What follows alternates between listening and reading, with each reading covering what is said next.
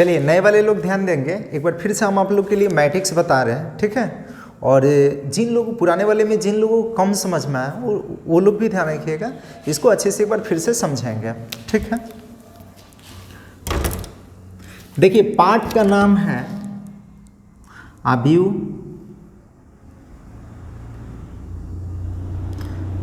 English में इसको बोलेंगे मैट्रिक्स। मैट्रिक्स बताने से पहले हम आपको दो लाइन के बारे में बता दें। अगर आपसे पूछा जाए कि इस तरह से जो लाइन खींचा जाता है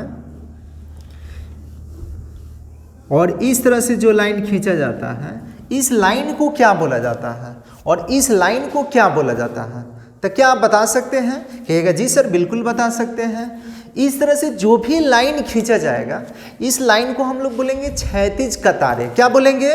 बोलेंगे क्षैतिज कतारें। तो ये ध्यान रखिएगा, इसको बोला जाएगा क्षैतिज कतारें, क्षैतिज कतारें। और इस तरह से जो लाइन खींचा जाए इसको बोलेंगे उदग्र कतार या ऊर्ध्वाधर कतारें। क्या बोलेंगे? ऊर्ध्वाधर कतारें, ठीक है, या उदग्र रेखा, उदग्र रेखा भी बोलेंगे, या ये ध्यान रखिए ऊर्ध्वाधर कतार। यहाँ भी कतार ऐसे ध्यान रखिए, एक से अधिक होगा तो कतारें कहेंगे और एक रहे तो उसको कतार कहेंगे, ठीक है। एक से अधिक रहे तो कतारें और एक रहे तो क्या कहेंगे? कतार। तो इसको बोलेंगे हम लोग उदग्र रेखा, और इस तरह से रहते इसको क्या बोलेंगे? क्षैतिज रेखा। फिर से करें, समझिए कि पृथ्वी तल के समांतर ऐसे अगर कोई रेखा खींचा जा रहा है तो उसको बोला जाएगा क्षैतिज रेखा। कौन सी रेखा? क्षैतिज रेखा। और इस तरह से ध्यान रखिए खंभा जैसा अगर उदग्र लाइन आपको दिख जाए तो उसको बोलना है ऊर्ध्वाधर कतार या उदग्र रेखा बोल रहा है। अब दूसरी चीज कि अगर जो क्षैतिज कतार होता है ना, क्षैतिज कतार, तो जो भी क्षैतिज कतारें होती है उसको बोला जाता है, ध्यान रखिएगा कि अवयव में पंक्ति बोला जाता है। क्या बोलेंगे? तो इसको बोलेंगे पंक्ति, इंग्लिश में इसको रो कहेंगे। क्या कहेंगे? रो कहेंगे। और जो ऊर्ध्वाधर कतारें दिखता है, इस ऊर्ध्वाधर कतार को बोला जाएगा, ध्यान रखिए, स्तंभ, जिसको हम लोग कॉलम कहते हैं इंग्लिश में। क्या कहेंगे? कॉलम। फिर से करें, समझिए कि अगर इस तरह से आपको लाइन दिख जाए तो समझिए इसको क्या बोलेंगे? तो इसको बोलेंगे पंक्ति या रो बोलेंगे, और इसको बोलते हैं, ध्यान रखिए, क्षैतिज कतार। और इस लाइन को हम लोग बोलते हैं ऊर्ध्वाधर कतार या उदग्र रेखा। और इसको बोला क्या जाएगा? तो इसको हम लोग मैट्रिक्स में क्या बोलेंगे? तो स्तंभ या कॉलम बोलेंगे। कोई दिक्कत? जैसे मान लीजिए कि ये इस तरह से हम खींच दें और यहाँ पे इस तरह से खींच दें और बोले कि बताइए कि उसमें क्षैतिज कतारें कै गो है और ऊर्ध्वाधर कतारें कै गो है, तो आप कहिएगा सर जी क्षैतिज कतार तो इसमें 3 गो है। देखिए ये पहला क्षैतिज कतार, दूसरा क्षैतिज कतार, तीसरा क्षैतिज कतार। तो क्षैतिज कतार कितना हो गया? 3। और ऊर्ध्वाधर कतार कै गो होगा? तो कहिएगा ऊर्ध्वाधर कतार 2 हो गया। तो ये इसमें ध्यान रखिएगा पंक्तियों की संख्या की बात कर लें तो पंक्ति हो गया 3 गो और स्तंभ कै गो हो गया? 2 गो हो गया। तो ये आप पंक्ति और स्तंभ पहचान सकते हैं, इसमें कोई बड़ी बात नहीं है। आप ऐसे जो लाइन आपको दिखे उसको बोलना है पंक्ति, और ऐसे लाइन जो दिखे उसको क्या बोलना है? तो उसको बोलना है, ध्यान रखिएगा, स्तंभ। कोई दिक्कत? चलिए दूसरी चीज, तो ये जो अवयव होता है इन्हीं ध्यान रखिए पंक्तियों और स्तंभों की सहायता से लिखी जाती है। अवयव में ध्यान रखिए संख्याओं को क्या किया जाता है कि इन्हीं पंक्तियों और स्तंभों की सहायता से क्या किया जाता है? लिखा जाता है। तो जब संख्याओं को ध्यान रखिएगा, क्या बोले हैं कि जब संख्याओं को ये पंक्तियों और स्तंभों की सहायता से लिखा जाएगा, यानी पंक्तियों और स्तंभों के रूप में लिखा जाएगा, तब उसको क्या बोला जाएगा? तो उसको बोला जाएगा अवयव। अब कहिएगा कौन सी संख्या? तो हम बोले 2 तरह की संख्या हो सकता है। एक ध्यान रखिए वास्तविक संख्या हो सकता है, और नहीं तो ध्यान रखिएगा सम्मिश्र संख्या, सम्मिश्र संख्या हो सकता है। कहिएगा सर जी वास्तविक संख्या तो मुझे पता है, लेकिन सम्मिश्र संख्या नहीं पता है, सम्मिश्र संख्या तो हम लोग भूल चुके हैं। तो सम्मिश्र संख्या पहचान करना बिल्कुल आसान है, आप पहचान सकते हैं। इंग्लिश में इसको बोलेंगे कॉम्प्लेक्स नंबर, और 11th क्लास में आप लोग कॉम्प्लेक्स नंबर पढ़े थे, उसमें आपको बताया गया था कि सम्मिश्र संख्या, ध्यान रखिएगा, सम्मिश्र संख्या पहचान करने के लिए आपको बता दें कि किसी अंक के साथ अगर आई लगा दिख जाए, आई को एक्चुअल में हम लोग आयोटा बोलेंगे। क्या बोलेंगे इसको? आयोटा। जैसे ये 5 आई लिख दें तो इसको बोला जाएगा सम्मिश्र संख्या। आप कहिएगा आई मतलब क्या होता है सर जी? तो आई मतलब ये क्या होगा, इसमें हम आपको नहीं बताएंगे, ये कॉम्प्लेक्स नंबर में आप पढ़ चुके हैं। अगर फिर भी नहीं बुझा रहा है तो आपको संडे के दिन क्या कर देंगे, इस आप अगर ध्यान रखिए, अधिकांश लोगों को डाउट होगा तो हम क्या करेंगे, इसके लिए अलग से आपको बता देंगे, ठीक है। जैसे ये ध्यान रखिएगा 5 आई लिख दें तो आई लग गया, तो इसको कौन सी संख्या बोलेंगे? तो आप कहिएगा सर जी इसको सम्मिश्र संख्या। अभी तो आप बताए हैं कि आई जिसमें लगा मिल जाए तो उसको बोलेंगे सम्मिश्र संख्या, यानी कॉम्प्लेक्स नंबर। तो जैसे यहाँ पे हम कहते हैं 2 - 3 आई, बोलिए कौन सी संख्या? तो कहिएगा सर जी ये कॉम्प्लेक्स नंबर है, यानी सम्मिश्र संख्या है, इसमें आई है।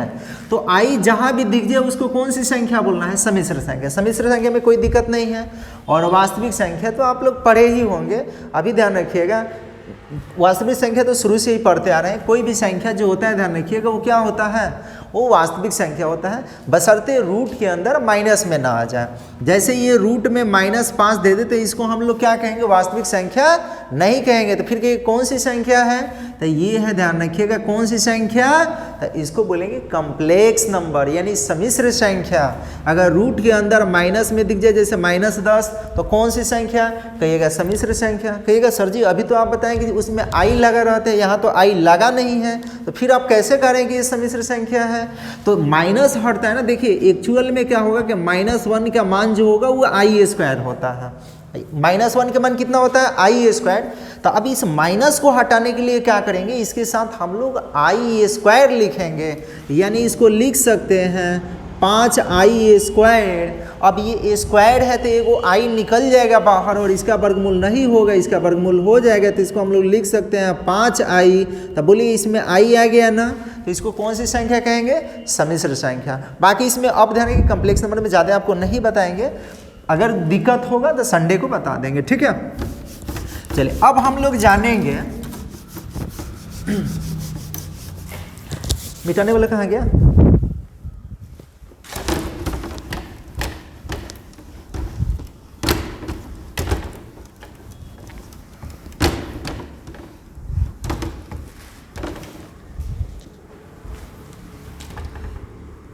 तो अवयव में ध्यान रखिएगा, अवयव क्या होता है? तो अवयव कुछ संख्याओं का, आप संख्या ध्यान रखिए, या तो वास्तविक संख्या होगा या सम्मिश्र संख्या होगा, ठीक है। यह दोनों का मिश्रण भी हो सकता है, यानी कुछ वास्तविक संख्या होगा और कुछ क्या होगा? सम्मिश्र संख्या, ठीक है। तो अवयव क्या होता है? कुछ संख्याओं का आयताकार या वर्गाकार क्रम विन्यास होता है। अब कहिएगा सर जी आयताकार क्या होता है, वर्गाकार क्या होता है? तो अभी आप लोग पढ़ चुके हैं पंक्ति और ध्यान रखिएगा स्तंभ के बारे में। कहिएगा जी सर पंक्ति के बारे में तो पढ़ लिए, स्तंभ के भी बारे में पढ़ लिए, तो पंक्ति और स्तंभ पढ़ लिए। तो ध्यान रखिएगा, यदि किसी अवयव में, यानी यदि किसी मैट्रिक्स में ये जो पंक्ति और स्तंभ बराबर नहीं हो, तब उसको हम लोग बोलेंगे आयताकार रूप। कौन सा रूप बोलेंगे? तो कहिएगा आयताकार रूप बोलेंगे। फिर से करें, समझिए, यदि किसी अवयव में क्या होगा? तो पंक्ति और स्तंभ की संख्या बराबर नहीं होगा, तब उसको हम लोग कौन सा रूप कहेंगे? तो कहिएगा उसको बोला जाएगा आयताकार रूप। कहिएगा कैसे? ये ध्यान रखिएगा, भाषा में तो समझ में नहीं आया, सर जी उदाहरण दीजिए। तो हम जैसे लिख दें यहाँ, मान लीजिए कि 1 2 3 4 5 6, और इसी को अगर लिख दें 1 2 3 4 5 6, तो अब यहाँ पे ध्यान रखिएगा कि हम पूछे कि इसमें बताइए पंक्ति कैगो है और स्तंभ कैगो है। तो आप कहिएगा सर जी इसमें तो पंक्ति 2 गो है और स्तंभ कैगो है? तो स्तंभ 3 गो है। इसमें बोलिए पंक्ति कैगो? तो कहिएगा 3 गो। स्तंभ कैगो? तो स्तंभ कहिएगा 2 गो। तो बोलिए कि क्या पंक्ति और स्तंभ बराबर है? क्या बोले कि पंक्ति कैगो? कहिएगा पंक्ति की संख्या इसमें 2 है। पंक्ति कैगो है? 2। स्तंभ पूछे कि स्तंभ कैगो है? तो स्तंभ कहिएगा 3। बोलिए कि क्या दोनों बराबर है? कहिएगा नहीं सर जी ये 2 3 तो बराबर नहीं होता है। तो हम बोलेंगे क्या कहेंगे कि ये ध्यान रखिए आयताकार है। कौन सा है? आयताकार। अच्छा यहाँ पर बताइए पंक्ति कै गो, तो कहिएगा सर जी यहाँ पंक्ति की संख्या 3 है। हम पूछे स्तंभ की संख्या बताइए, तो कहिएगा स्तंभ की संख्या 2 है। तो बोलिए क्या पंक्ति और स्तंभ बराबर है, कहेगा नहीं बराबर है, तो हम कहेंगे ये आयताकार, इसको रूप कहेंगे। कोई दिक्कत? चलिए दूसरा ध्यान रखिएगा कि वर्गाकार किसको कहेंगे, वर्गाकार रूप। तब वर्गाकार रूप कि यदि किसी आव्यूह में पंक्ति और स्तंभ की संख्या बराबर हो जाए, क्या बोले फिर से सुनिए, यदि किसी आव्यूह में पंक्ति और स्तंभ की संख्या बराबर हो जाए तब उसको हम लोग बोलेंगे वर्गाकार रूप। जैसे ये 1 2 3 4 ऐसे लिख दें तो कहें पंक्ति कै गो, कहिएगा सर जी पंक्ति 2 गो। हम बोले स्तंभ कै गो, तो कहिएगा स्तंभ भी 2 गो। तो पंक्ति 2 स्तंभ 2, बोलिए दोनों बराबर है ना, कहिएगा जी सर बराबर है। तो इसको कौन सा रूप कहेंगे, तो कहेंगे वर्गाकार रूप। कौन सा रूप, वर्गाकार रूप। कोई दिक्कत? पहचान सकते हैं आयताकार कब होगा, वर्गाकार कब होगा, कोई दिक्कत नहीं होगा। चलिए आगे ध्यान देते हैं।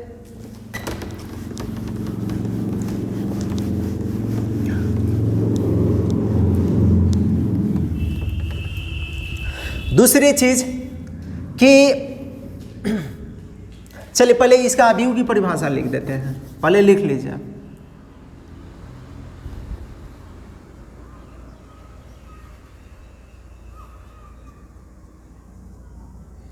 आव्यूह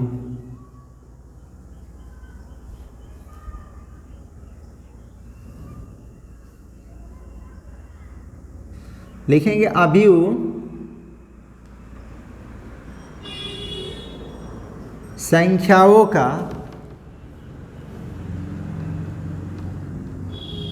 आयताकार या वर्गाकार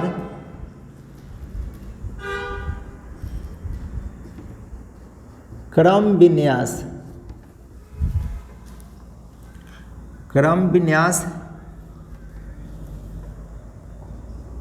होता है। अब ध्यान रखिएगा कि अगर कोई आव्यूह है, यानी यदि किसी संख्या को आयताकार या वर्गाकार में रूप में लिखा गया है तब उसको हम लोग तो आव्यूह तो कहेंगे, लेकिन किसी भी आव्यूह को ध्यान रखिए अंग्रेजी के किसी भी बड़े अक्षर द्वारा क्या कर सकते हैं, सूचित कर सकते हैं। तो लिखेंगे, ध्यान रखिएगा, आव्यूह को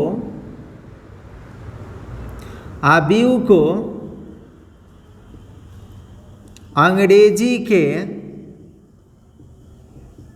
बड़े अक्षरों द्वारा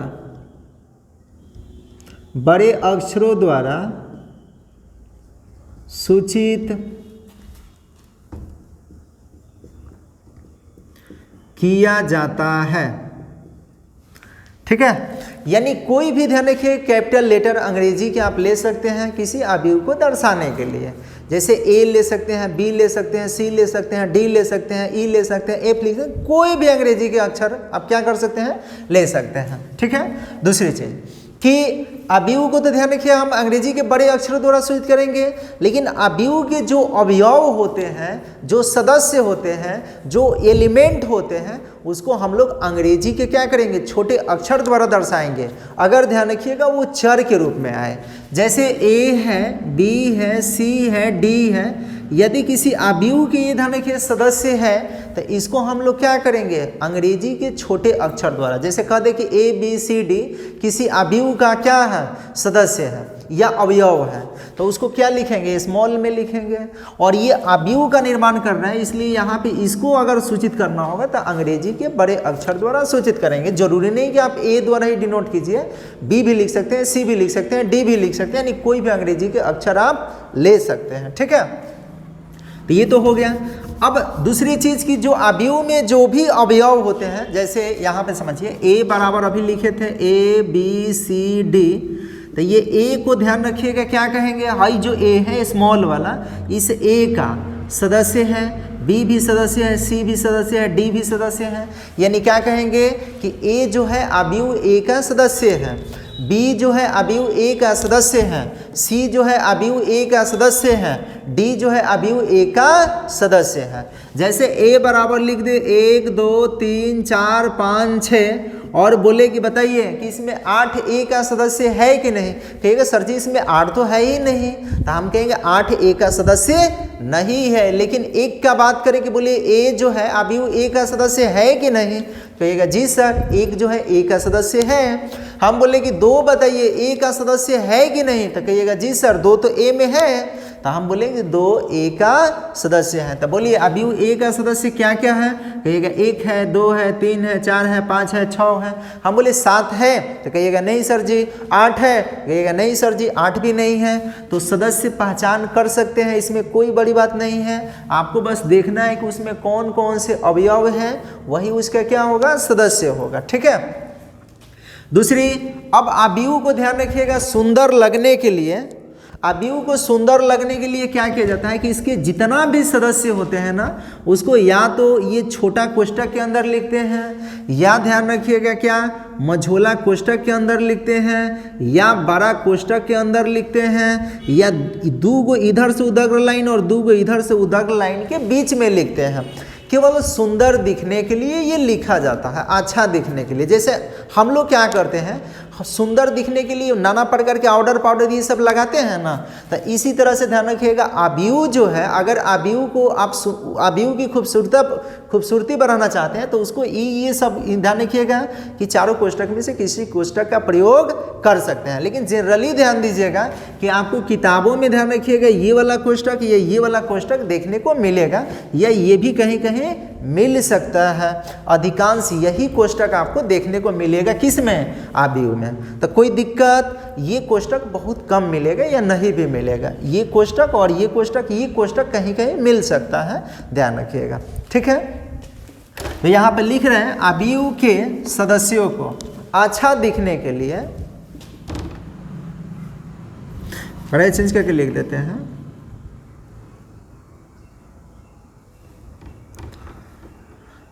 अवयव के अवयव या सदस्य को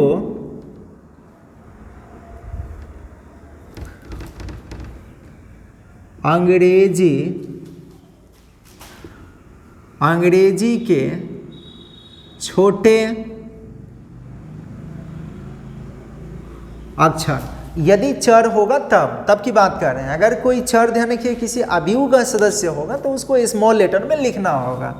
तो अवयव के अवयव या सदस्य को अंग्रेजी के छोटे अक्षर द्वारा लिखा जाता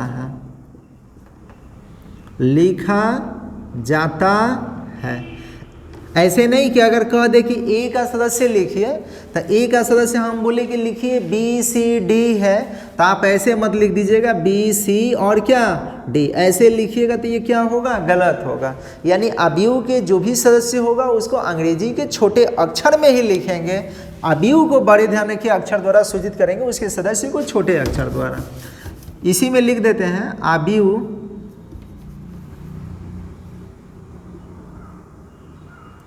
अवयव को अच्छा दिखने के लिए, अच्छा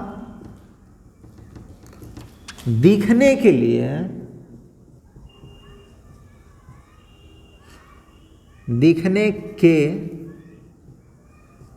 लिए इसके अवयवों को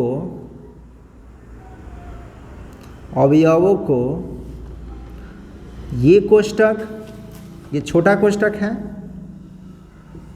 या मझोला कोष्ठक, या के चिन्ह लगा दे, यहाँ या लिख देते हैं, या बड़ा कोष्ठक, या 2 उदग्र लाइन इधर और 2 उदग्र लाइन इधर,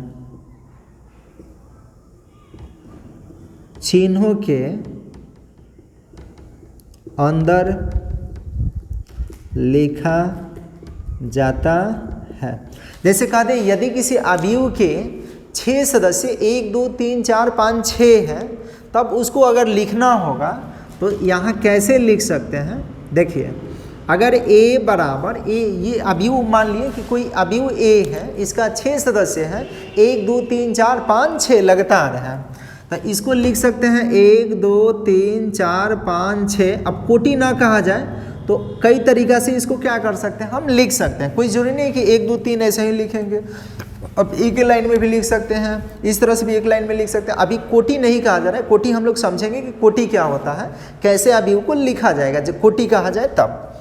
तो ये इस तरह से हम ये बड़ा कोष्ठक के अंदर भी लिख सकते हैं, a बराबर इसी को लिख सकते हैं, या इसको लिख सकते हैं a बराबर 1 2 3 4 5 6, ये ऐसे भी लिख सकते हैं, या a बराबर 1 2 3 4 5 6 और 2 गो उदग्र इधर से और 2 गो उदग्र इधर से, ये चेन द्वारा भी क्या कर सकते हैं, लिख सकते हैं। तो अवयव को लिखना होगा तो या तो आप ऐसे लिखिएगा या ऐसे लिखिएगा या ऐसे लिखिएगा, ठीक है, कोई दिक्कत। चलिए अब उसके बाद हम लोग पढ़ेंगे, ध्यान रखिएगा, ये तो हो गया अवयव को कैसे लिखेंगे, कौन से कोष्ठक का प्रयोग करेंगे। अब हम लोग जानेंगे क्या, अवयव की पंक्ति, किसके बारे में, अवयव की पंक्ति के बारे में।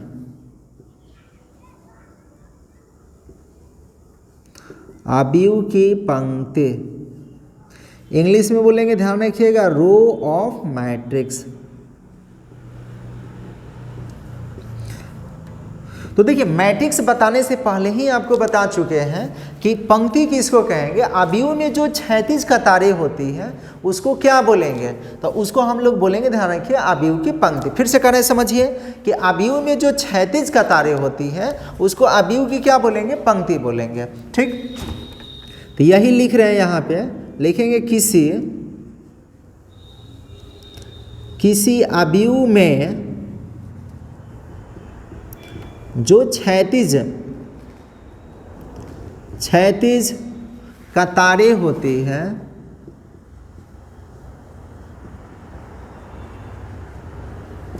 उसे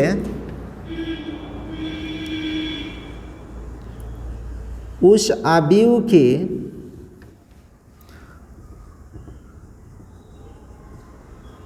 पंक्ति कहा जाता है। देखिए पंक्ति होगा तो पंक्ति को इंग्लिश में रो बोलते हैं, तो पंक्ति को आर द्वारा सूचित किया जाएगा, तो लिखेंगे इसे आर द्वारा सूचित किया जाता है, सूचित किया जाता है, कोई दिक्कत। अब हम लोग जानेंगे, ध्यान रखिए, अवयव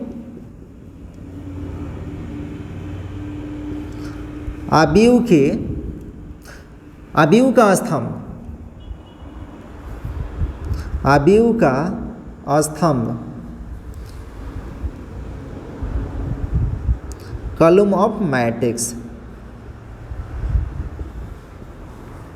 ठीक है।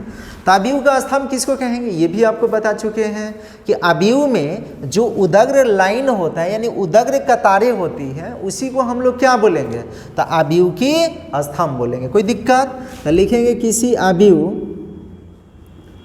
किसी अवयव में जो ऊर्ध्वाधर कतारें होती हैं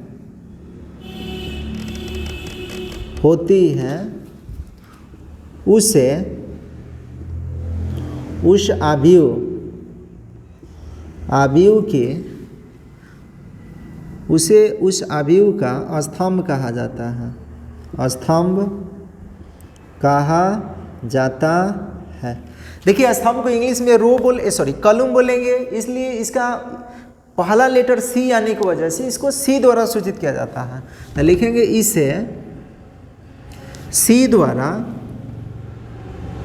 सूचित किया जाता है, सूचित किया जाता है, कोई दिक्कत।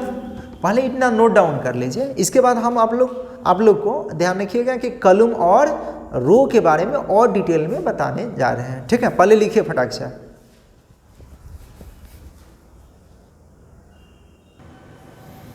चलिए हो गया, मिटा दे इसे, आइए।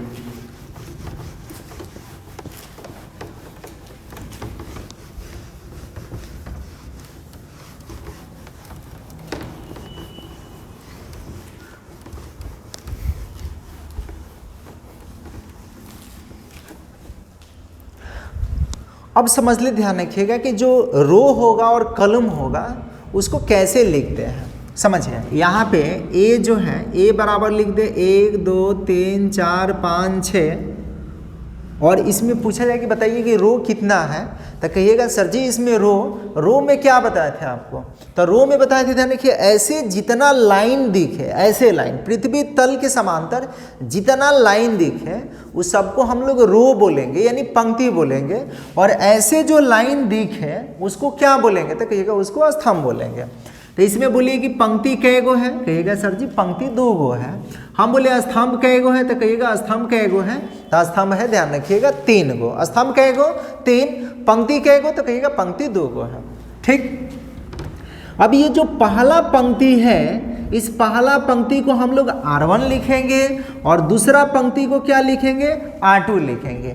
यानी जब भी नामकरण करना होगा पंक्ति का तो हमेशा ऊपर से नीचे की ओर नामकरण करेंगे, और ऊपर वाले जो फर्स्ट में होगा उसको R1 लिखेंगे और जो सेकंड में होगा उसको R2 लिखेंगे।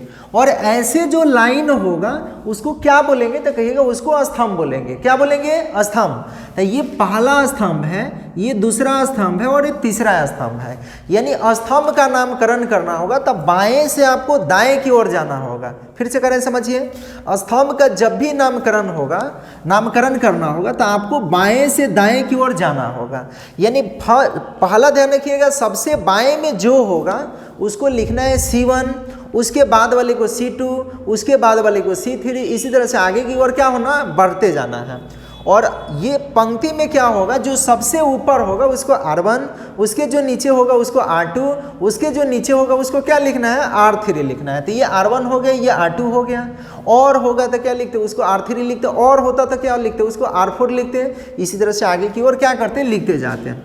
जैसे A बराबर हम कहें ABCD है और कहें कि बताइए कि पंक्ति कै गो है, R इसमें कै गो है, तो कहिएगा R तो सर जी इसमें 2 गो है, तो इसको बोलेंगे R1, इसको क्या बोलेंगे R2। पंक्ति कै गो है, तो कहिएगा पंक्ति 2 गो है ये, तो इसको बोलेंगे C1, इसको क्या बोलेंगे C2। कोई दिक्कत, कहिएगा ना सर जी दिक्कत की क्या बात है। अब यदि हम आपको ये दे दें कि ये एक अवयव है ABC और यहाँ पे D है, ठीक है, और इसमें पूछे कि बताइए कि कै गो पंक्ति है, यानी कै गो रो है, कै गो स्तंभ है, तो कहिएगा ऐसे हमको देखना पड़ेगा। हम कहें देखना पड़ेगा तो देखिए, इसमें कहने की क्या जरूरत है। आप बोलिए कि पंक्ति कै गो है, कहिएगा पंक्ति में ध्यान रखिएगा ये एक लाइन में आ रहा है। अब यहाँ से जो लाइन ए से खींचे हैं क्या वो बी से होता हुआ गुजर रहे हैं, कहेगा ना सर बी से कहाँ गुजर रहे हो, तो सिर्फ ए से ही गुजरा है। हम कहें तो फिर बी से गुजरना पड़ेगा, तो बी से जब गुजार दिए तो बोलिए क्या ये सी से गुजरा है, यानी उस लाइन पे सी पढ़ रहे हैं या नहीं पढ़ रहे हैं, कहेगा ना सर उस पर तो सी नहीं पढ़ रहे हैं। तो हम कहें फिर इससे आपको क्या करना होगा, गुजारना होगा। तो इससे भी एक गुजार दिए और फिर ध्यान रखिएगा जब सी से गुजारे तो फिर डी उस लाइन पे नहीं पढ़ रहे हैं तो फिर डी से भी गुजरना होगा। यानी टोटल इस तरह से लाइन कई गो खींचा गया है, कहेगा इस तरह से 4 लाइन खींचा गया है। तो 4 लाइन खींचा गया है तो पंक्ति की संख्या कई गो होगा, तो आप कहिएगा पंक्ति की संख्या सर जी 4 गो होगा। जब 4 लाइन है तो पंक्ति की संख्या कितना होगा, 4। हम कहें तब स्तंभ बताइए कि स्तंभ कई गो है, तो स्तंभ कहिएगा कि जो लाइन ए से जा रहा है वही बी से जा रहा है वही सी से जा रहा है, यानी एक ही लाइन पे सारे सदस्य पढ़ रहे हैं। इसलिए ये जो होगा ध्यान रखिए, स्तंभ जो होगा स्तंभ की संख्या 1 होगा। पंक्ति कै गो 4, स्तंभ कै गो 1। और हम पूछे कि बताइए तब इसमें कितना है, ए है, बी है, सी है, ये इस तरह से लिख दे। हम बोले कि बताइए पंक्ति कै गो है। आप कहिएगा पंक्ति पहचान करने के लिए क्या करना होगा कि आप पहला एलिमेंट से क्या कीजिए, एक लाइन सोच खींचिए। पहला एलिमेंट से लाइन सोच खींचने के बाद देखेंगे क्या उस पर सब पढ़ रहे हैं या कोई बच रहा है। तो यहाँ से खींचेंगे एक लाइन तो सब इसी लाइन पे आ जा रहा है, यानी पंक्ति की संख्या 1 होगा। तो पंक्ति कितना बोलेंगे, तो कहिएगा पंक्ति की संख्या 1 होगा। हम कहें स्तंभ बताइए, तब स्तंभ कितना होगा, तो स्तंभ ध्यान रखिएगा ए से गुजार दिए एक लाइन, तो ए से गुजारने के बाद बी उस पर नहीं पढ़ रहे हैं तो फिर बी से गुजारेंगे, तो बी से गुजार दिए गए तो फिर सी उस पर नहीं पढ़ रहे हैं तो फिर सी से गुजारेंगे, यानी तीनों के लिए अलग अलग लाइन गुजारा गया है। इसलिए स्तंभ की संख्या जो होगा 3 अलग अलग लाइन है तो कितना होगा, 3 होगा। यानी पंक्ति पहचान करने के लिए क्या करना होगा, ऐसे लाइन खींच सकते हैं, और स्तंभ पहचान करने के लिए ऐसे देखना होगा कि कितना लाइन खींची जा सकती है। तो पंक्ति कै गो, इसमें कहेगा पंक्ति 3 गो। हम बोले सॉरी पंक्ति कै गो, 1 गो, स्तंभ कै गो, तो स्तंभ कितना 3 गो। कोई दिक्कत, कहेगा ना सर जी दिक्कत की कोई बात नहीं है। अब यदि आपसे पूछ दें कि बताइए, अब कहिएगा बार बार सर जी सब में ए लिखते हैं, हमेशा ए ही लिखना होगा क्या? कोई जरूरी नहीं है कि ए ही लिखेंगे, बी भी लिख सकते हैं, सी भी लिख सकते हैं, डी भी लिख सकते हैं, ई भी लिख सकते हैं, एफ भी लिख सकते हैं, कुछ भी लिख सकते हैं। ठीक है, तो हम यहाँ बी बराबर मान लें कि ये ए है, बी है, सी है, डी है, ई है, एफ है, जी है, एच है, और यहाँ आई है, उसके बाद जे है, के है, और क्या A B C D E F G H I J K, कुछ भी लिख सकते हैं, एम लिख सकते हैं, एल लिख सकते हैं, कुछ भी लिखना होगा। मान लीजिए कि ये आव्यूह है, ठीक है, तो आव्यूह हो गया। तो हम बोले कि बताइए कि इसमें पंक्ति कै गो है? तो आप कहिएगा पंक्ति एगो, पहला पंक्ति, दूसरा पंक्ति, तीसरा पंक्ति, चौथा पंक्ति, यानी पंक्ति की संख्या कै गो? 4 गो। हम बोले कि बताइए स्तंभ कै गो? तो स्तंभ एक लाइन पे, एक लाइन में, एक लाइन में, यानी 3 लाइन टोटल खींचा जा रहा है। तो स्तंभ की संख्या कै गो? तो कहिएगा 3 गो। कोई दिक्कत? तो इसको बोलिए कि आर क्या बोलेंगे? तो कहिएगा R1, इसको क्या बोलेंगे? R2, इसको क्या बोलेंगे? R3, इसको क्या बोलेंगे? R4। अच्छा, इसको क्या बोलेंगे? C1, इसको क्या बोलेंगे? C2, इसको क्या बोलेंगे? C3। तो कोई दिक्कत? कहेगा ना सर जी दिक्कत तो ये बिल्कुल नहीं है, एकदम मक्खन की तरह समझ में आ रहा है। ठीक है, अब हम लोग जानेंगे, ध्यान रखिएगा।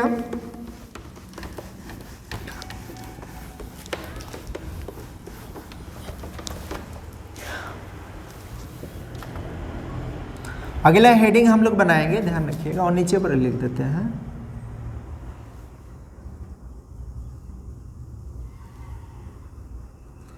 आव्यूह की कोटि, या इसको क्रम भी बोलते हैं, यानी बोलेंगे ऑर्डर ऑफ मैट्रिक्स। अब देखिए कोटि क्या होता है? तो कोटि, किसी भी आव्यूह का अगर कोटि लिखना होगा तो बिल्कुल आसान है। आपको सिर्फ देखना है कि पंक्ति कै गो है उसमें। पहले क्या देखना है? पंक्ति कै गो है। फिर क्या देखना है? स्तंभ कै गो है। फिर से सुनिए, अगर किसी आव्यूह की कोटि पहचान करना हो, यानी क्रम पहचान करना हो, तो सबसे पहले देखेंगे कि उसमें कै गो पंक्ति है। क्या आप देखेंगे कि कै गो पंक्ति है, उसके बाद देखेंगे कै गो उसमें स्तंभ है, और उसको गुना के रूप में लिख देंगे। रूप में लिखेंगे, गुना नहीं कराएंगे। क्या बोले हैं? तो उसको गुना के रूप में लिख देंगे, और वही जो ध्यान रखिएगा आएगा उसको हम लोग बोलेंगे उस आव्यूह का क्या? कोटि या क्रम बोलेंगे। जैसे ए बराबर यहाँ पे लिख दे 2 3 4 5, हम बोले पंक्ति कै गो है? तो कहिएगा ऐसे लाइन तो सर 2 गो दिख रहे हैं, तो 2 लिख लेना होगा। और ऐसे लाइन कै गो दिख रहे हैं? तो कहिएगा ये भी 2 ही दिख रहा है, यानी इसको लिख देंगे 2 गुना 2। यही इस आव्यूह का क्या हो गया? कोटि या क्रम हो गया। ठीक है, जैसे बी बराबर, एक और समझिए, ये ए है, बी है, सी है। हम बोले कि पहले हमेशा आपको ध्यान देना होगा कि पहले पंक्ति देखना है। किसको देखना है? कहिएगा पंक्ति को। तो पंक्ति कै गो? तो कहिएगा पंक्ति तो एगो है, एक ही लाइन में पढ़ रहे हैं। और ऐसे कितना पढ़ रहा है? तो कहिएगा ऐसे तो 3 गो पढ़ जाएगा, तो इसको लिखेंगे 1 गुना 3, यानी इसका ऑर्डर क्या हो गया? यानी कोटि क्या हो गया? तो कहिएगा 1 गुना 3 हो गया। कोई दिक्कत? तो यही यहाँ पे आपको लिखना होगा। लिखेंगे यदि किसी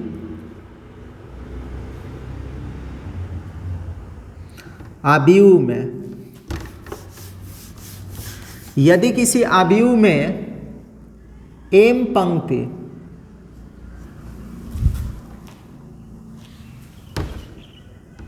तथा n स्तंभ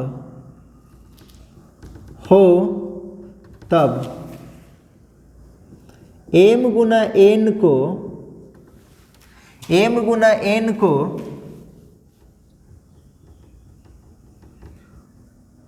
उस आव्यूह की कोटि या क्रम कहा जाता है। ठीक है, जैसे a बराबर 1 है, 0 है, 2 है, माइनस की 5 है, -1 है, 2 है, और यहाँ पे ध्यान रखिएगा 3 है, और ये ध्यान रखिए माइनस का 2 है और 4 है। हम बोले कि बताइए कि इसमें कै गो पंक्ति है? कहेगा पंक्ति इसमें 3 गो है। पंक्ति कै गो? 3 गो। कैसे पता चला? 1 लाइन, 2 लाइन, 3 लाइन, तो 3 गो पंक्ति लिख दिया गया। और पूछा जाए कि स्तंभ कै गो है? तो स्तंभ कहिएगा 1 लाइन, 2 लाइन, 3 लाइन, स्तंभ भी 3 गो है, तो इसको यहाँ पे लिख देना होगा। यही इसका क्या हो गया? क्रम हो गया, यानी कोटि हो गया। तो इसका कोटि कितना हो गया 3 गुना 3। तो अगर पूछा जाए, ध्यान रखिएगा कि कोई अवयव देकर कि इसका बताइए कोटि कितना होगा, तो ये पंक्ति और स्तंभ को गुना के रूप में लिखकर बोलना है। जैसे इसको बोलना होगा तो क्या बोलेंगे 3 गुना 3, यानी 3 गुना 3 कोटि के ये अवयव है। कोई दिक्कत? अच्छा, दूसरी जैसे b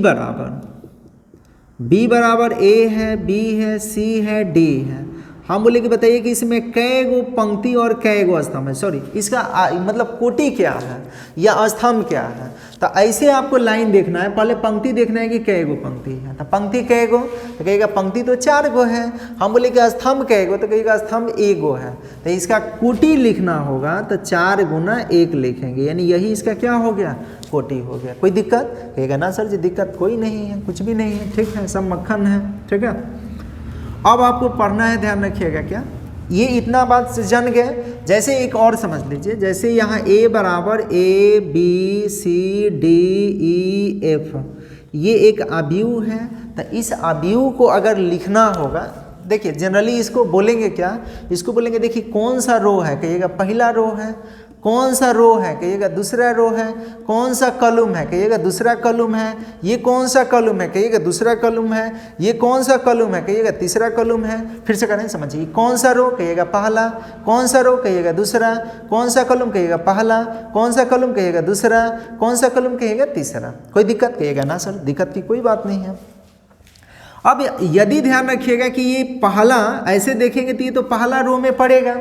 तो पहला रो के ये बोलिए पहला सदस्य है कि नहीं है, कहिएगा जी सर ये तो पहला रो के पहला ही सदस्य है, क्योंकि पहला रो है और ये पहला ही नंबर में पढ़ रहा है इसे जाने के बाद। अच्छा, ये बोलिए कि ये दूसरा रो के पहला है कि नहीं। जब ऐसे जाइएगा तो पहले पहले कौन मिलेगा, कहिएगा पहले तो डी मिल रहा है इसमें, तो ये दूसरा रो के पहला सदस्य है। अच्छा, इसकी बात किया जाए तो कहिएगा ये दूसरा रो के तीसरा एलिमेंट है, मतलब तीसरा अवयव है, 3 नंबर पे आ रहा है। और ये देखिए कि पहला रो के कौन सा एलिमेंट है, कहिएगा ये भी पहला रो के तीसरा एलिमेंट है। हम कहें इसको तब बताइए, कहिएगा ये पहला रो के दूसरा एलिमेंट है। तो यदि पहला रो के पहला एलिमेंट हो तो उसको लिखा जाएगा A11। क्या लिखेंगे? A11 लिखेंगे। अगर A द्वारा डिनोट कर रहे हैं तो, B द्वारा डिनोट करेंगे तो B11 लिखेंगे, C द्वारा डिनोट करेंगे तो C11 लिखेंगे, जो भी लिखना होगा, ठीक है। इसको लिखना होगा तो ये पहला रो के दूसरा एलिमेंट है तो इसको लिखेंगे A12।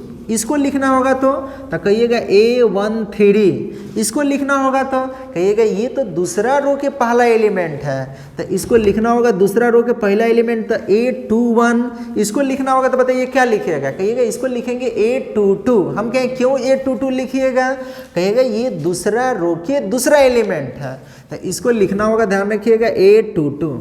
इसको लिखना होगा तो बताइए क्या लिखिएगा, कहिएगा A23।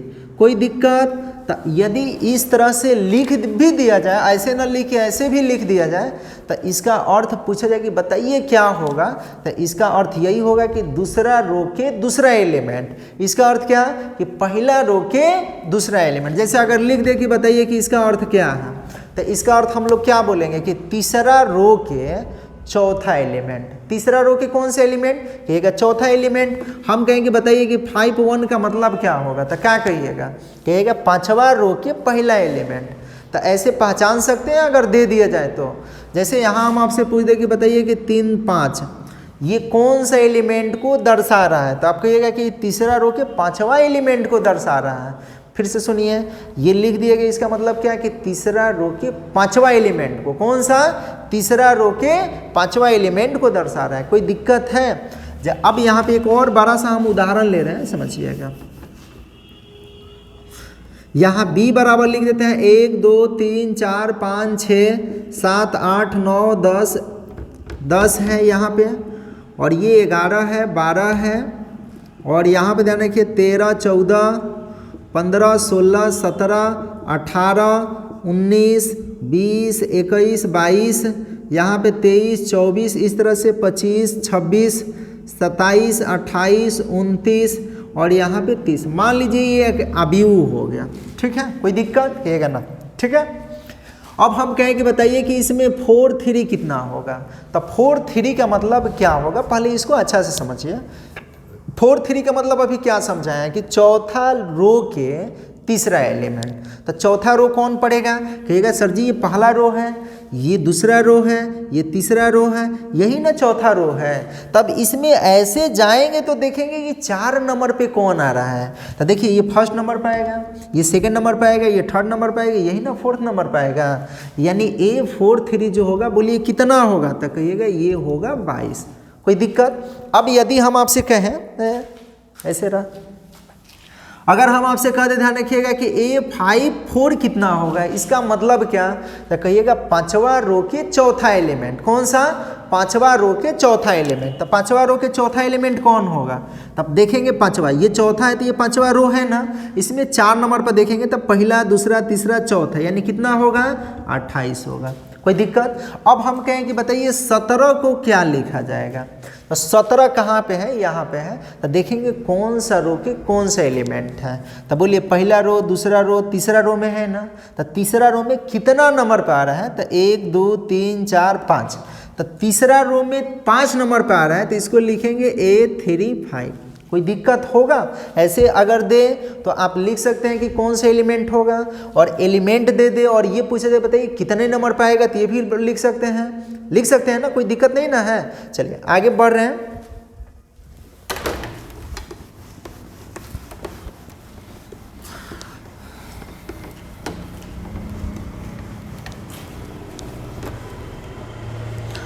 अब आपको लिखना है क्या?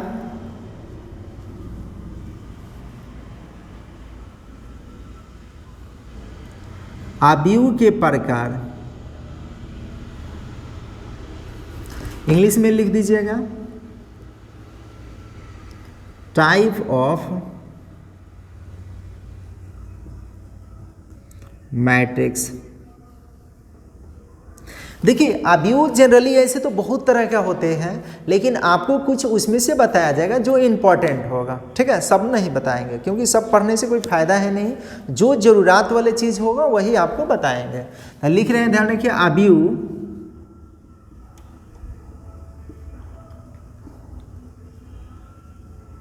निम्नलिखित प्रकार के होते हैं।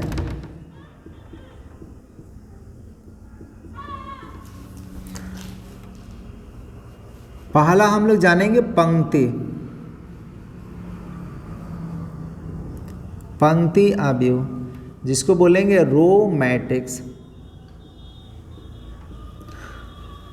अब देखिए पंक्ति का मतलब क्या होगा, अभी आपको बता चुके हैं। तो जिस आव्यूह में सिर्फ एक ही पंक्ति होगा उसको क्या बोलेंगे? तो उसको बोलेंगे पंक्ति आव्यूह। फिर से सुनिए, जिस आव्यूह में ऐसे एक ही वो लाइन दिखाई दे उसको हम लोग बोलेंगे पंक्ति आव्यूह। कितना लाइन? एक लाइन दिखाई दे। ऐसे कितना हो दिखाई दे उससे हमको बहस नहीं करना है, बस ऐसे देखना है कि कई गो लाइन दिखाई दे रहा है। अगर एक दिखाई देगा तो उसको हम लोग क्या बोलेंगे? पंक्ति आव्यूह। तो लिखेंगे जिस आव्यूह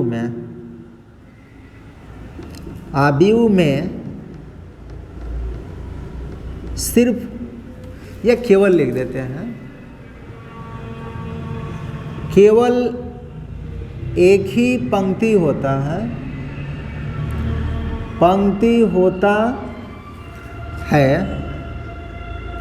उसे पंक्ति आव्यूह कहा जाता है।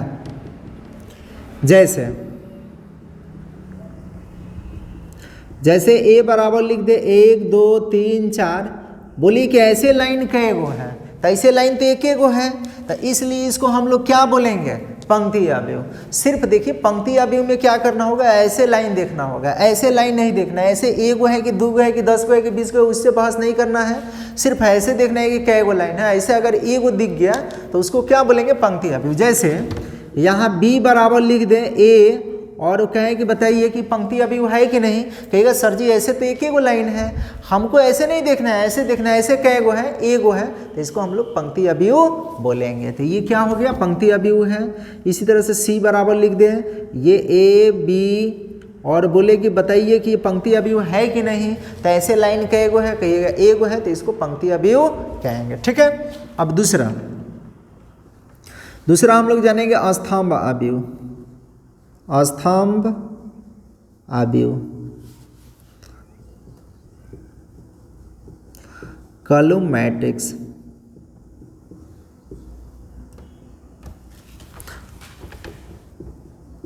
तो लिखेंगे जिस अवयव में केवल एक ही स्तंभ होता है, स्तंभ होता है, उसे स्तंभ अवयव कहते हैं।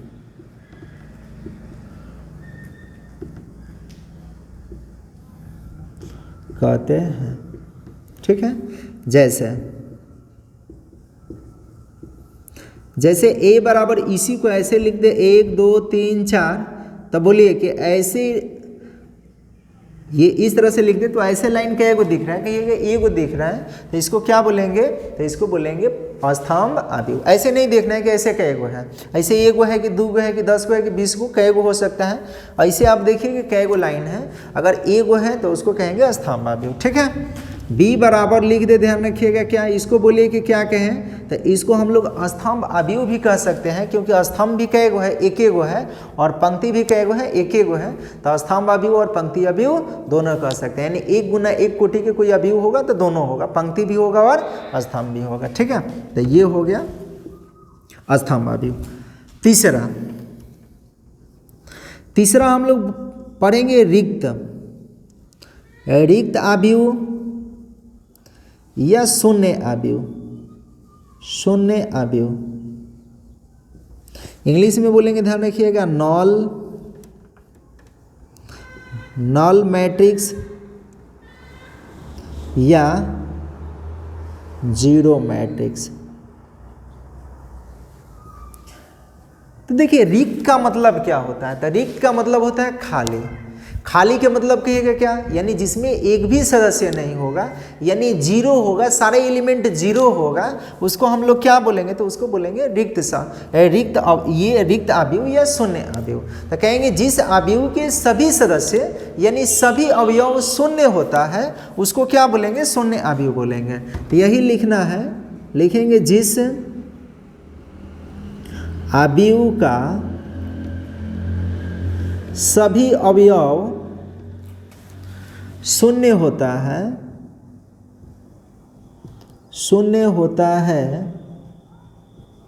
उसे शून्य अवयव कहते हैं।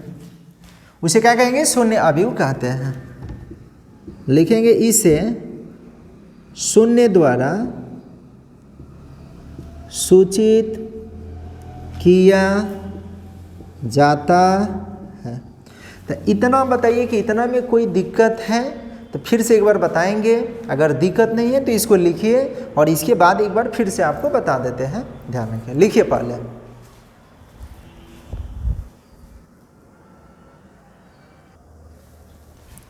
चलिए चौथा आपको ध्यान देना होगा,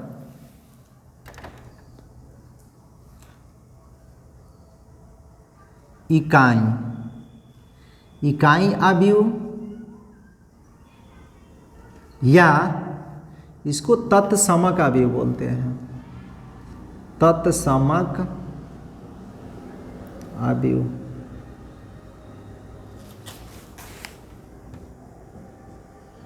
आइडेंटिटी मैट्रिक्स। ठीक है। अब ये इकाई अवयव क्या होता है सर जी, या तत्समक अवयव क्या होता है, इसको जान लें। देखिए तत्समक अवयव अभी बताए थे इसके पहले शुरुआत में कि वर्गाकार वर्गाकार तो आपको बता दिए हैं। वर्गाकार के मतलब क्या होगा, जिसमें रो और कॉलम की संख्या बराबर हो जाए, यानी जिसमें जितना पंक्ति होगा उतना ही स्तंभ होगा, तो उसको हम लोग क्या बोलेंगे, वर्गाकार बोलेंगे। क्या बोलेंगे, वर्गाकार। तो ये जो इकाई अवयव जो होता है, यानी तत्समक जो अवयव होता है, ये वर्गाकार अवयव होता है। कौन सा अवयव होगा, वर्गाकार अवयव। तो लिखेंगे वह वर्गाकार अवयव जिसका मुख्य विकर्ण, आप कहिएगा फिर मुख्य विकर्ण क्या होता है, तो इसको अभी फिलहाल यहाँ पे रहने देते हैं। मुख्य विकर्ण पहले बता दें, इसको हटा रहे हैं, ठीक है। मुख्य विकर्ण ये सब बता दें पहले, इसको जानने से पहले यहाँ बता देते हैं, ध्यान रखिएगा। वर्ग अवयव या वर्ग अवयव, वर्ग अवयव,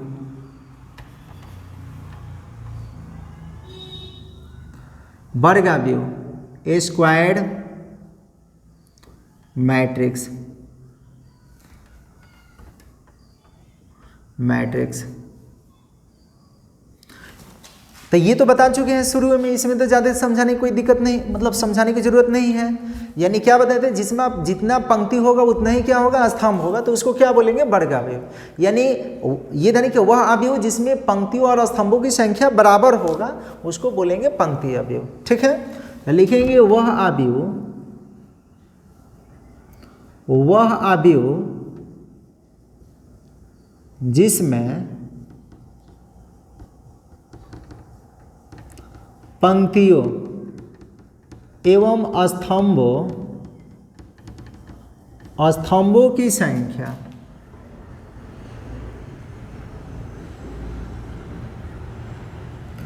बराबर होता है, उसे वर्गाकार या वर्ग अवयव कहते हैं। उसे वर्ग दिख बुझा जाएगा ना जी, वह है ग पर है, वर्ग अवयव, अवयव कहते हैं, ठीक है। देखिए यदि किसी अवयव में एम पंक्ति, कितना पंक्ति, एम पंक्ति और एम स्तंभ हो और ये वर्गाकार अवयव हो, फिर से सुनिए, यदि किसी वर्ग अवयव में एम पंक्ति और एम स्तंभ है, तब ध्यान रखिएगा ये क्या होगा, एम बराबर होगा एन। या ऐसे कह सकता है कि ए कोई अवयव है, ठीक है, और इसका ऑर्डर है एम गुना एन, और ये वर्ग अवयव है। तो अगर ये वर्ग अवयव होगा तो इसको हम लोग बोलेंगे पंक्ति और इसको बोलेंगे क्या, स्तंभ। तब वर्ग में क्या होगा, वर्ग अवयव में क्या होगा, जितना पंक्ति उतना स्तंभ। तो यहाँ से हम लोग लिख सकते हैं कि m बराबर होगा कितना, n। तब वर्ग अवयव में हमेशा आपको ध्यान देना होगा कि पंक्ति और स्तंभ क्या होता है, बराबर होता है, ठीक है। जितना पंक्ति होगा उतना क्या होगा, स्तंभ होगा। तो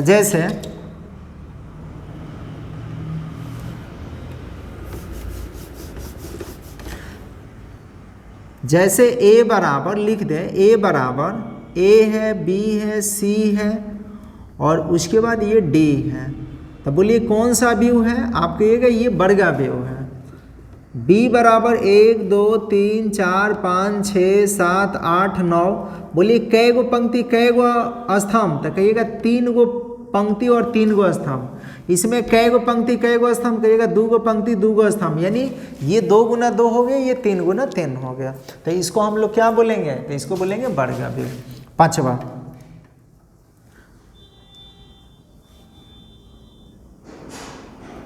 आयताकार अवयव।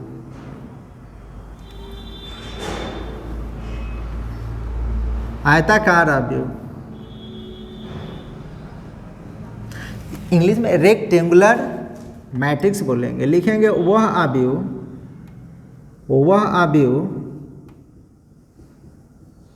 जिसमें पंक्तियों एवं, एक मिनट थोड़ा सा कुछ काम, हाँ क्या लिख रहे थे, वह अवयव जिसमें पंक्तियों एवं स्तंभों की संख्या बराबर नहीं होता है, उसे आयताकार अवयव कहा जाता है, ठीक ठीक है, उसे आयताकार अवयव कहा जाता है।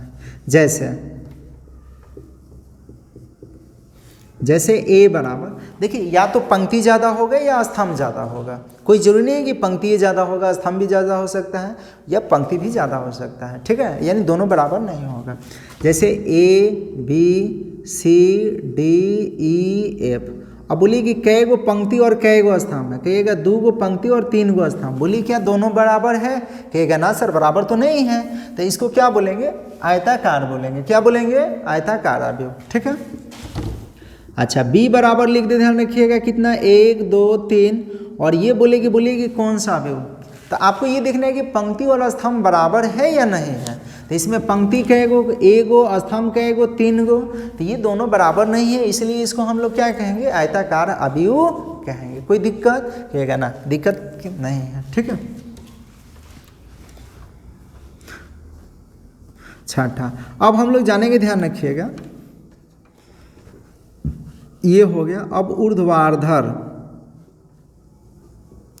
ऊर्ध्वाधर अवयव, ऊर्ध्वाधर यानी ध्यान रखिएगा वर्टिकल जो होता है, वर्टिकल मैट्रिक्स, ठीक है। ऊर्ध्वाधर के मतलब क्या होगा, कहिएगा ऊर्ध्वाधर के मतलब ऐसे, तो अगर ध्यान रखिएगा किसी अवयव में स्तंभ की संख्या पंक्ति की संख्या से अधिक हो जाए, फिर से सुनिए, यदि किसी अवयव में स्तंभ की संख्या पंक्ति की संख्या से अधिक हो जाए तब तो उसको हम लोग क्या बोलेंगे, उसको बोलेंगे ऊर्ध्वाधर अवयव। क्या बोलेंगे, ऊर्ध्वाधर अवयव।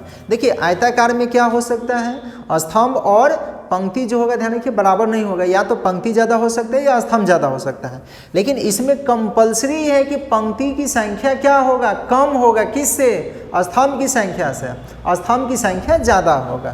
तो लिखेंगे, ध्यान रखिएगा कि यदि किसी अवयव में स्तंभों की संख्या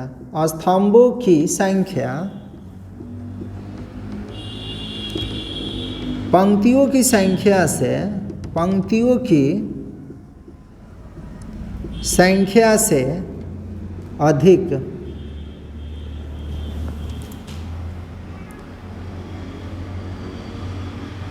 सॉरी स्तंभों की संख्या ध्यान रखिएगा पंक्तियों की संख्या से अधिक नहीं, सॉरी कम होता है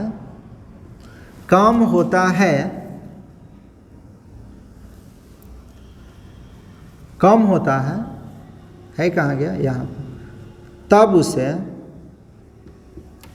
तब उसे ऊर्ध्वाधर अवयव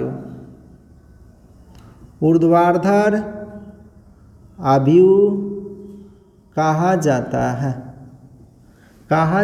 है। एक बार फिर से समझ लीजिए, बोले हैं ध्यान रखिएगा, ऊर्ध्वाधर अवयव में ध्यान रखिए, जिस अवयव में ये स्तंभों की संख्या पंक्तियों की संख्या से, ठीक है, फिर से सुनिए, जिस अवयव में स्तंभों की संख्या पंक्तियों की संख्या से कम होगा उसको हम लोग क्या बोलेंगे, तो उसको बोलेंगे, ध्यान रखिए, ऊर्ध्वाधर अवयव। कहेगा कैसे, जैसे यहाँ पे समझिए, जैसे ए बराबर लिख दे 1 2 3 4 5 6, और हम आपसे पूछे कि बोलिए कि स्तंभ कै गो है, कहिएगा स्तंभ सर जी 2 गो है। हम कहे पंक्ति कै गो है, तो कहिएगा पंक्ति 3 गो है।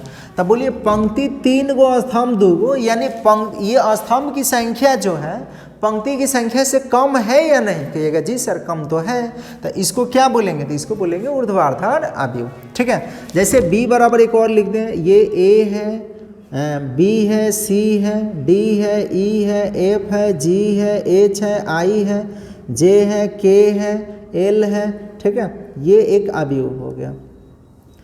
अब आपको ये देखना है कि पंक्ति स्तंभ से कम है या ज़्यादा, तो कहिएगा सर जी पंक्ति जो है ज़्यादा है स्तंभ से, तो पंक्ति ज़्यादा होना चाहिए, यानी स्तंभ ध्यान रखिएगा कम। देखिए यहाँ पे कहा गया है कि स्तंभों की संख्या पंक्तियों की संख्या से कम होता है, स्तंभ कम होगा तो पंक्ति ज़्यादा ही होगा। तो बोलिए पंक्ति कै गो है, तो पंक्ति 4 गो, स्तंभ कै गो है, तो स्तंभ 3 गो, यानी पंक्ति स्तंभ से ज़्यादा है, इसीलिए इसको हम लोग क्या बोलेंगे, तो इसको बोलेंगे ऊर्ध्वाधर अवयव। कोई दिक्कत, अच्छा ठीक है, इतना नोट कीजिए।